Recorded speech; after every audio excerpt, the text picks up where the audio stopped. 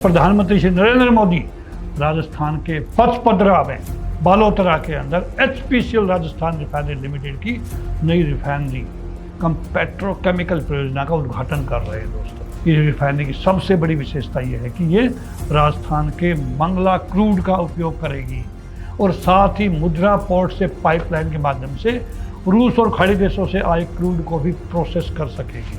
यानी हिंदुस्तान का भी और भारत से आया दोनों को ये प्रोसेस कर सकेगी।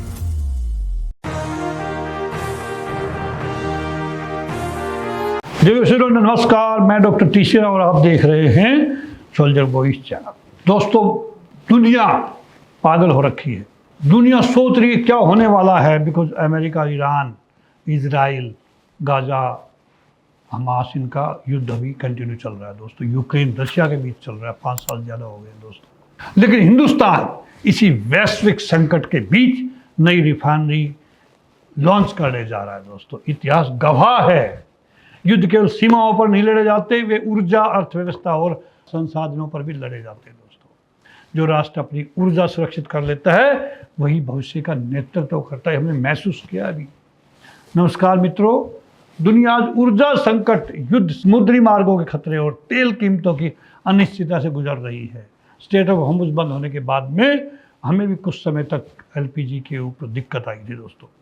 लेकिन इसी समय प्रधानमंत्री श्री नरेंद्र मोदी राजस्थान के पचपदरा में बालोतरा के अंदर एचपीसीएल राजस्थान रिफाइनरी लिमिटेड की नई रिफाइनरी कम पेट्रोकेमिकल परियोजना का उद्घाटन कर रहे हैं। दोस्तों, ये परियोजना केवल एक रिफाइनरी नहीं दोस्तों, बल्कि भारत की ऊर्जा सुरक्षा, आत्मनिर्भरता और औद्योगिक भविष्य का बड़ा स्तंभ है। दोस्तों, इस परियोजना की लागत पहले लगभग 43,129 करोड़ थी, जिसे संशोधित कर 79,459 करोड़ कर दिया गया, बिल्कुल खर्चा बढ़ गया, रेट्स बढ़ गए थे। दोस्तों, ये 9 MMTPA क्षमता वाली ग्रीनफील्ड रिफाइनरी कम पेट्रोकेमिकल कॉम्प्लेक्स है। दोस्तों, यानी शुरुआत से बनाया गया है। ग्रीनफील्ड मीन्स खेत में इसको बनाया गया है, खेतों के अंदर। इसमें 2.4 MMTPA पेट्रोकेमिकल उत्पादन क्षमता है इसकी।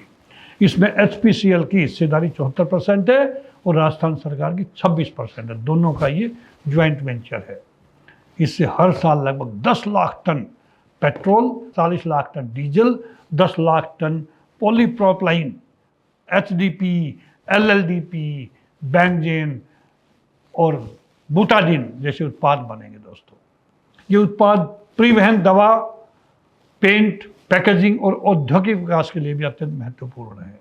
यानी तेल निकालने के बाद भी ये कुछ उत्पाद और वहाँ से बनेंगे। दोस्तों, ये रिफाइनरी की सबसे बड़ी विशेषता ये है कि ये राजस्थान के मंगला क्रूड का उपयोग करेगी और साथ ही मुद्रा पोर्ट से पाइपलाइन के माध्यम से रूस और खाड़ी देशों से आए क्रूड को भी प्रोसेस कर सकेगी। यानी हिंदुस्तान का भी और भारत से आया दोनों को ये प्रोसेस कर सकेगी। रिपोर्टों के अनुसार दोस्तों 1.5 MMTPA क्रूड राजस्थान से और बाकी आयात से आएगा। अब सवाल है, भारत क्रूड कहाँ से ला रहा है। दोस्तों, भारत आज लगभग 40 देशों से क्रूड ऑयल आयात कर रहा है। प्रमुख स्रोतों में रूस, इराक, सऊदी अरब, UAE, कुवैत और अमेरिका शामिल है। दोस्तों, भारत दुनिया का तीसरा सबसे बड़ा क्रूड इंपोर्टर है। चौथा सबसे बड़ा रिफाइनर भी भारत है और 5वां सबसे बड़ा पेट्रोलियम प्रोडक्ट एक्सपोर्टर भी भारत है। लेकिन सबसे बड़ा खतरा है स्टेट ऑफ हॉर्मुज़। यदि ये समुद्री मार्ग बंद होता है तो खाड़ी देशों से आने वाला तेल प्रभावित हो सकता है। दोस्तों, पहले भारत के बड़े हिस्से का क्रूड इस मार्ग से आता था, लेकिन अब भारत ने डाइवर्सिफिकेशन बढ़ाया है। मार्च 2026 तक लगभग 70% क्रूड वैकल्पिक समुद्री मार्ग से आ रहा था, जिससे हॉर्मुज़ पर निर्भरता कम हुई। हमारी करनी पड़ेगी, कोई भरोसा नहीं अमेरिका और ईरान कब तक आपस में लड़ते रहे। दोस्तों, भारत इसका मुकाबला कैसे कर रहा है? पहला, रूस और अमेरिका अफ्रीका और लैटिन अमेरिका से खरीद बढ़ाकर। दूसरा, स्ट्रेटेजिक पेट्रोलियम रिजर्व्स मजबूत करके। तीसरा, रिफाइनरीज को हाई यूटिलाइजेशन पर चलाकर। चौथा, रिन्यूएबल एनर्जी, एथनॉल, ब्लेंडिंग और ग्रीन हाइड्रोजन पर जोर देकर दोस्तों देश को रिफाइनिंग हब बनाकर भी भारत अपने समय को बेहतरीन तरीके से इस्तेमाल कर रहा है। रूस और यूक्रेन के युद्ध ने तेल बाजार को और जटिल बना दिया। दोस्तों, यूक्रेन के हमलों से रूस की कई रिफाइनरीज बर्बाद हो गई है, प्रभावित हो गई है। जिससे वहाँ फ्यूल शॉर्टेज की स्थिति बनी है दोस्तों। रॉयटर्स के अनुसार रूस ने भारत से गैसोलाइन ट्रेडर्स के माध्यम से खरीदा है दोस्तों, और कम से कम 60,000 मीट्रिक टन गैसोलाइन भारत से भेजे जाने की बात सामने आई है। अभी हम उनसे क्रूड लेते हैं और उसको रिफाइंड करके भेजते हैं। भारत के पेट्रोलियम मंत्री ने कहा है कि भारतीय कंपनियां सीधे रूस को फ्यूल नहीं बेच रही, लेकिन इंडियन ओरिजिन फ्यूल ट्रेडर्स के माध्यम से पहुंच रहा है वहां पे।